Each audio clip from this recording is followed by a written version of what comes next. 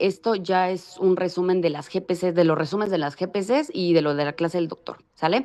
En cuanto a heridas, solamente hay que saber que hay 4 tipos, que es la limpia contaminada y la sucia.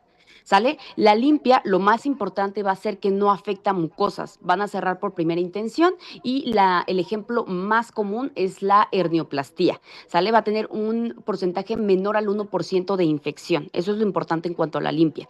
De ahí viene la limpia contaminada, donde sí va a afectar mucosas.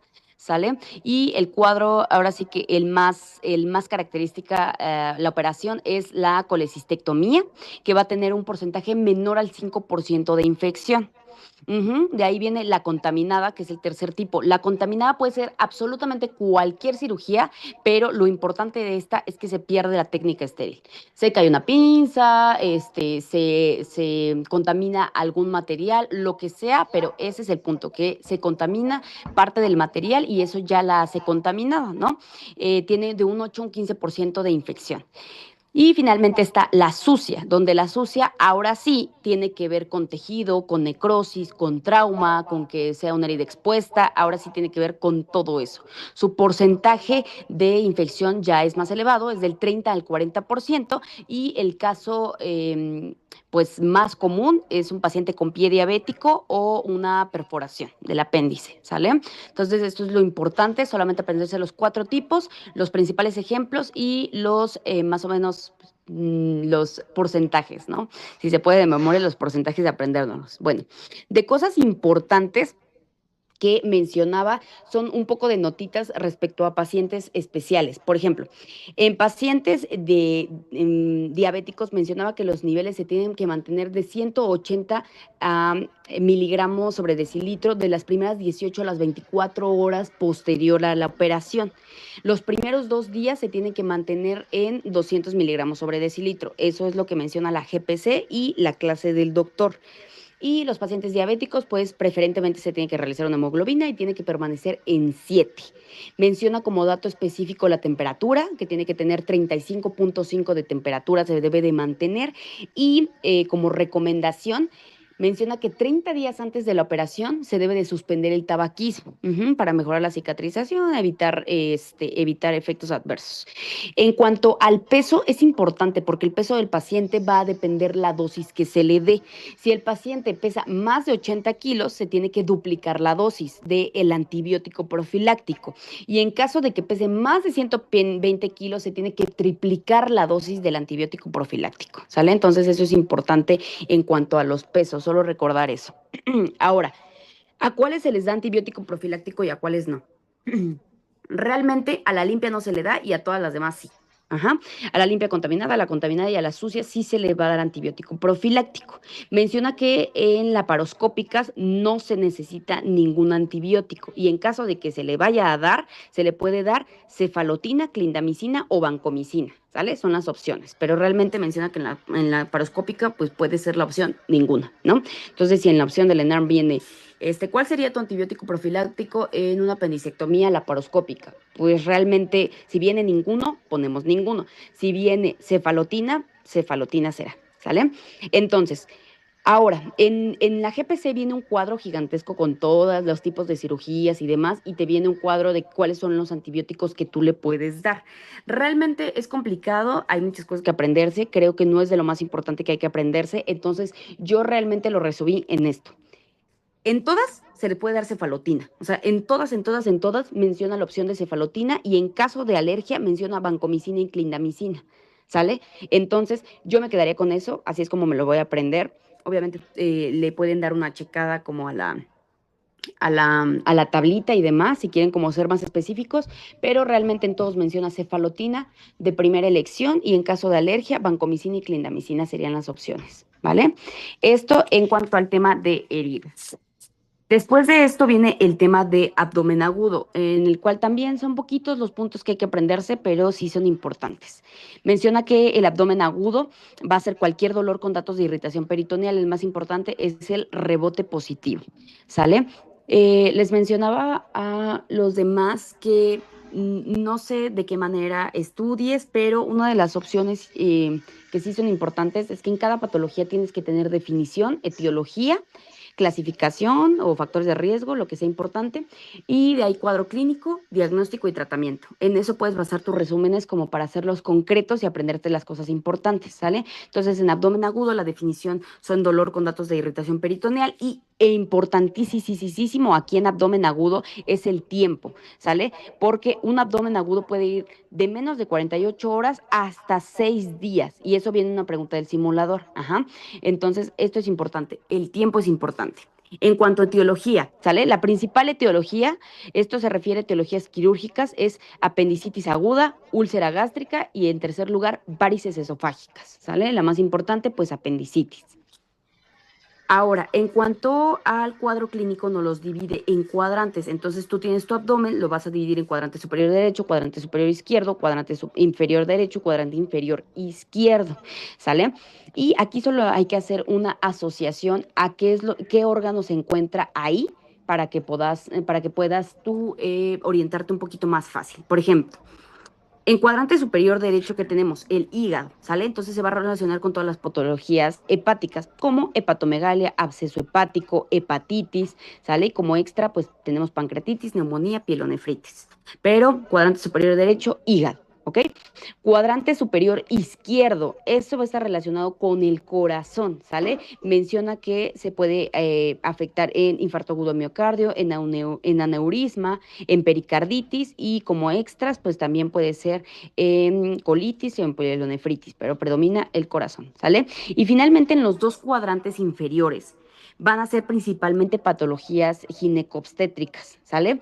Como embarazo ectópico, quiste ovárico, salpingitis, enfermedad pélvica inflamatoria, entre otras, ¿sale? Y de verticulitis sí es importante, ¿sale? Que es extra ginecológica, pero también es importante. Entonces, únicamente ya teniendo como esto un poquito más claro, ya puedes darte una idea de cuáles son las patologías en caso de que te presentara, ¿no? Llega un paciente que refiere dolor de 48 horas de presentación, presenta signo del rebote positivo, ¿no? Presenta dolor predominantemente en cuadrante inferior izquierdo. Entonces tú en automático sabes que es inferior, sabes que lo más parecido puede ser una patología ginecobstétrica, ¿no? Y ya te menciona así como refiere haber tenido menorrea, no sé, lo que sea, ¿no? Lo que te refiera y pues ya ahí ya puedes tú decir, pues va más hacia un embarazo ectópico, va más hacia una salpingitis, o sea, ya ahí ya tú puedes, pero muchísimo más fácil al tener esta asociación de los lados junto con el órgano que predomina, ¿sale?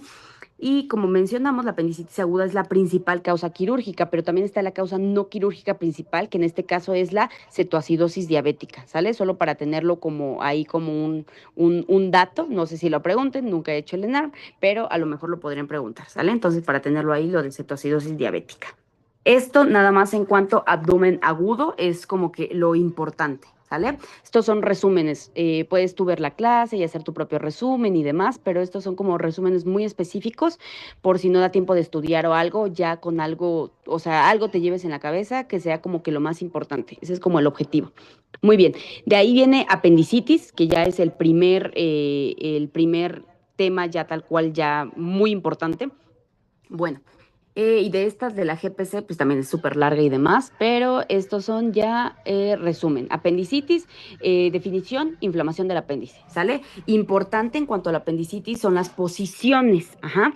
Hay que recordar de estas, pues son 6 posiciones, pélvica, subsecal, parasecal, posilial y preilial, pero la que nos tenemos que aprender así de memoria es la retrosecal, ¿ok? Es la más frecuente hasta en un 65% de los casos.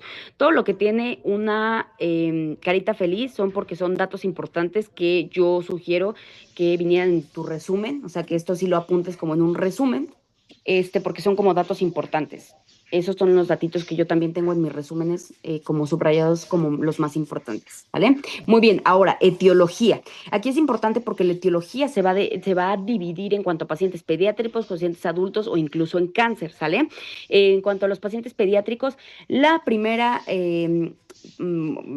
etiología va a ser la hiperplasia de folículos linfoides, ¿ok? En comparación con los adultos, que lo principal es un fecalito, ¿sale? Aquí le puse tú porque a mí me dio apendicitis justamente por un fecalito, así que jamás lo olvidaré. En caso de que sea cáncer, menciona que la estirpe que va a estar asociada va a ser la estirpe carcinoide, solamente como para tenerlo como dato, ¿sale? Pero lo más importante son etiología en adultos y etiología en pediátricos. Muy bien, ahora, en cuanto a fases de la apendicitis, se va a dividir en cuatro. Y va a ir, obviamente, dependiendo del grado de severidad. En el grado 1 vamos a tener la inflamatoria o también llamada congestiva, que va a haber aumento de volumen e inflamación, ¿vale? Únicamente. De ahí tenemos la fase 2, que es la fase fibropurulenta. Va a haber un exudado purulento, como lo menciona su nombre, es purulenta, va a haber ya un exudado purulento. En el tercero tenemos un absceso localizado, donde ya va a existir necrosis de la pared. Y finalmente el grado 4, que ya es el más grave, que ya es una perforación del apéndice y por lo tanto nos da una peritonitis, ¿vale? Entonces estas son las cuatro fases, también las considero importantes por si te mencionaran, ¿no? Llega y se presenta, a lo mejor se observa exudado purulento, ¿no? ¿Qué fase sería en la que se encuentra su apendicitis? Y ahí le pones fiebre purulenta, ¿sale? Realmente el nombre, el propio nombre, te va a dar las características de la fase. Eso es lo sencillo. Muy bien. Ahora, como notas, como algo importante, es que el 20% de las laparotomías que se hacen exploratorias realmente tienen un apéndice normal. Me parece que se llama apéndice blanco, algo así. No recuerdo bien el nombre, pero el porcentaje es el importante. 20% resultan ser apéndices completamente normales y que no tenían inflamación, ¿sale? Solo como dato. Muy bien. Ahora, el cuadro clínico, pues es la famosa mnemotecnia del doctor, que es puta madre, me dio apendicitis, ¿sale? Solamente le pones puta madre. El medio apendicitis realmente es extra, la mnemotecnia es puta madre, ¿ok? Empezando con P, que es pain, de dolor, que te da 2 puntos. U, que es de leucocitos, que también te da 2 puntos. Esto es importante. Los primeros dos, que es pain y leucocitosis, dolor y leucocitosis, son los únicos que te van a dar 2 puntos. Todos los demás te van a dar 1 punto. En total, te darían 10 puntos, ¿ok? Si cumple con todos, te darían 10 puntos, pero los principales son dolor y leucocitosis. Obviamente el dolor aquí se refiere a dolor en la fosa ilíaca derecha, ¿sale? O sea, dolor específico. Así que haces tu McBurney y te sale ultra mega positivo, ¿vale? Entonces, de ahí ya tenemos T de temperatura o fiebre, que te da 1 punto. A, que es de náuseas, que también te da 1 punto. Aquí en madre es M de migración del dolor, es decir, empezó en el epigastrio, ¿no? Es que me empezó a doler aquí en el centro del estómago, pero ya me duele acá y te menciona la fosa ilíaca derecha, eso ya es migración del dolor y ya es 1 punto, ¿ok? De ahí tenemos A, que es de anorexia. Los pacientes no tienen apetito, obviamente porque tienen náuseas, ¿sale? Entonces, y generalmente es el primer síntoma que se presenta, ¿no? Que no tengan hambre. Finalmente, D, que es desviación a la izquierda de los neutros. Y finalmente, E, que es de rebote positivo, ¿sale? Entonces, toda esta escala, recuerda que se llama escala de Alvarado, que es como que la más utilizada. No sé si ahorita realmente en la clínica lo sea, me parece que no, pero para el GENARM sí, vamos, sí es esta, sale la escala de Alvarado. ¿Y cómo la vas a interpretar? Bueno, en caso de que tú tengas 4 puntos o menos, se va a descartar el diagnóstico de apendicitis. O sea, búscale otra cosa porque no es, ¿ok? En caso de que tengas 5 a 6, vas a realizar estudios de laboratorio. ¿Por qué te dice 5 a 6? Porque 5 a 6 es lo máximo que tú puedes obtener de un puntito. O sea, realmente de signos. ¿Sale? Si te das cuenta, anorexia, náuseas, migración del dolor, todos dan 1 punto. Entonces, lo máximo que te puede sumar, pues es esto. Entonces, tú ya solicitas estudios de laboratorio y con los estudios de laboratorio te va a dar 3 puntos muy importantes, que es la leucocitosis, ¿sale? Y la desviación a la izquierda. Con eso ya tienes 3 puntos. Entonces, si tú tuvieras 6, 7, 8, 9, o sea, ya con estudios de laboratorio, tú ya te puedes ir directamente a lo quirúrgico, ¿no? Porque ya te dan 9 puntos de 10, ¿ok? Si te da 9 o 10, es quirúrgico tal cual. Y si te da 7 a 8, pues es probable apendicitis, ¿ok? Entonces eso es solamente para interpretación. Ahora, lo que le mencionaba de los signos. Hay muchísimos signos de apendicitis, muchísimos que vienen en la GPC, en su clase y en todos. Yo solamente puse esto, que son para mí los más prácticos, los más sencillos, los que he visto que hacen y también los que yo, por ejemplo, pues pongo en práctica, ¿no? En la clínica diaria. Entonces, pues el más importante es el McBurney, el segundo es el Lance. Aquí puse una especie de diagrama, no es el mejor, pero igual si tú quieres buscar como una imagen con los signos, te serviría. Yo la verdad es que nunca he hecho el ENARM, no sé cómo venga, pero dudo mucho que te pongan signos, ¿no? O a lo mejor te pondrán Lance positivo. O sea, con que te acuerdas de que el Lance es de apéndice, ya. Y obviamente lo demás que te pongan de la clínica va a ser sugerente a la patología, ¿no? Entonces, no creo que sea tan importante, pero solamente como para que lo tengas, ¿sale? Acuérdate del punto de McBurney, el punto de Lance, este es el signo de Robson, que es una presión en la fosa ilíaca izquierda y realmente duele en la fosa ilíaca derecha, ¿sale? También tenemos el de talopercusión, que es literalmente, pum, le das un golpecito al talón y duele, ¿no? El de Blomberry, el de psoas, el obturador y el de Dunphy, que es que cuando tose le duele al paciente justamente en la fosa ilíaca derecha, ¿vale? Estos son los 8 principales signos, y pues nada, yo tampoco me los sé de memoria, es írselos aprendiendo de memoria, no creo que sea tan importante, pero pues esos son los que yo realmente resalte, ¿sale? Muy bien. Menciona que el cuadro clínico puede variar dependiendo de la edad del paciente, ¿sale? En caso de que sea lactante, por ejemplo, se va a presentar frecuentemente con diarrea, que es una diferencia a los otros, ¿no? O al paciente adulto que es con náuseas o con anorexia, el paciente lactante va a presentar diarrea, ¿ok? En caso de embarazo, va a tener más o menos el dolor, no lo va a tener justamente en la fosa ilíaca derecha, sino que lo va a tener a 3 o 4 centímetros del sitio, ¿sale? Entonces eso es importante porque pues no debes de dejar de sospechar de apendicitis en una paciente aunque no tenga específicamente ahí el dolor, ¿sale? Y el embarazo, en pacientes embarazadas se puede presentar solamente en un 57% el dolor, ¿no? No es como un 100%, entonces para tenerlo en cuenta. Un dato curioso que menciona la GPC es que en ojos inexpertos o médicos inexpertos, ¿no? Se puede cometer hasta un 58 o hasta un 71% pasar de largo las apéndices, ¿no?